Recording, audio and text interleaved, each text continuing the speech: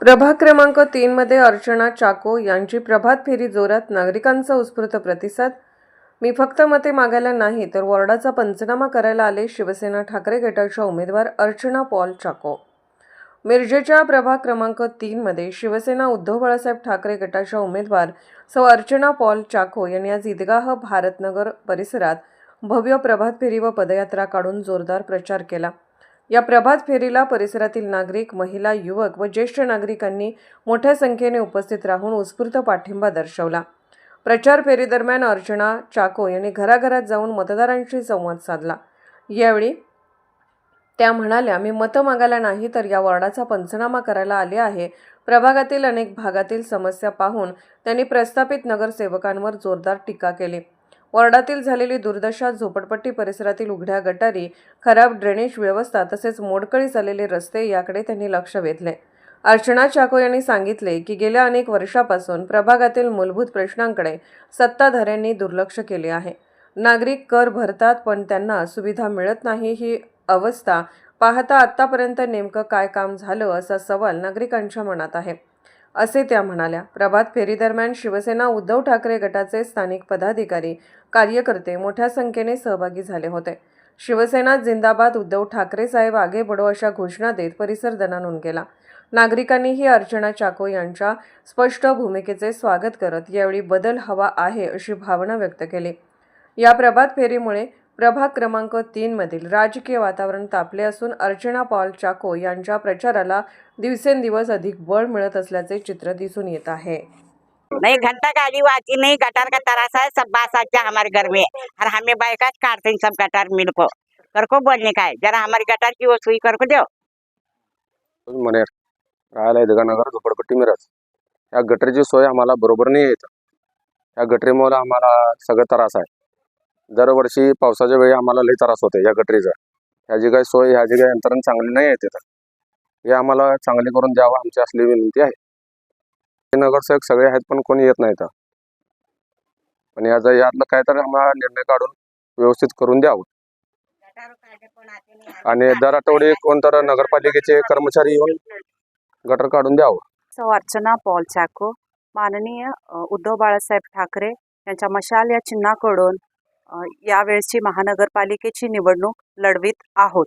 सध्याच्या प्रभाग क्रमांक 3 ची परिस्थिती बघता इथं जी आता गटारी आहेत, ओपन ड्रेनेज सिस्टीम आहे ज्याच्यातून पाणी पुढे जात नाही आणि अनेक लहान मुलं इथं खेळत आहेत तर त्यांना रोग होण्याचे चान्सेस आहेत आणि त्याच्यासाठी ड्रेनेज सिस्टीम व्यवस्थित नाहीये. दुसरी गोष्ट बघता लहान मुलांसाठी खेळण्यासाठी ग्राउंड नाहीये तर ते या ठिकाणीच अडकणीत सगळे खेळत असतात. नगरपालिकेच्या शाळेची सुधारणा नाहीये. विशेष म्हणजे महिलांचं समस्या आहे की घंटागाडी येत नाही, रोजच्या रोज कचरा घेऊन जात नाही, जेणेकरून घरांमध्ये खूपच कोंदट वास येत आहे. रोड ब्लॉक झालेले आहेत आणि तिथं सुद्धा सर्व दुर्गंधी आहे.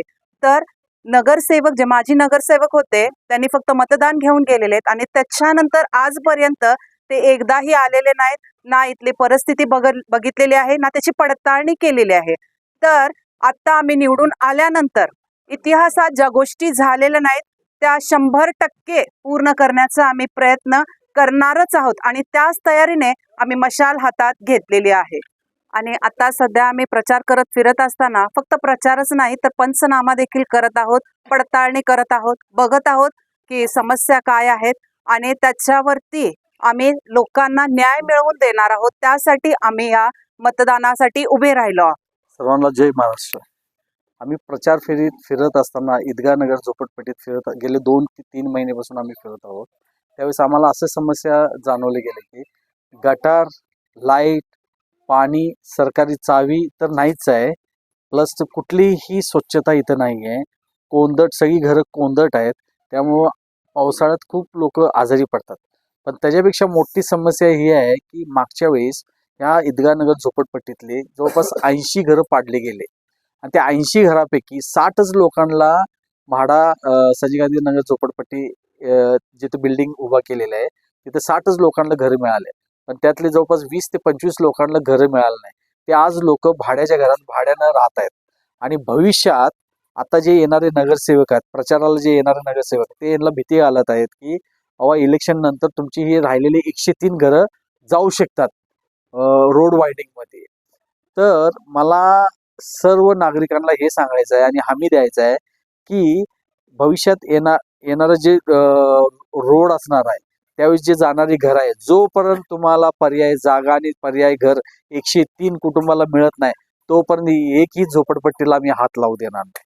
आणि दुसरी गोष्ट म्हणजे ज्यावेळेस आम्ही निवडून आल्यानंतर ज्या नगरसेवकांनी ते फ्रॉड केलेलं आहे, जे घरं विकलेले आहेत, जे 20 लोकांची घरं पैसे घेऊन विकले गेलेले आहे, त्यांचा देखील आम्ही पंचनामा करून पडताळी करून त्यांच्यावरती कायदेशीर कारवाई केली जाणार आहे. आणि इथून पुढं ज्यावेळेस आम्ही निवडून आल्यानंतर तुम्हाला मी सांगतो, ह्या एरियाची परिस्थिती पूर्ण बदलण्यासाठी आम्ही वचनबद्ध आहोत.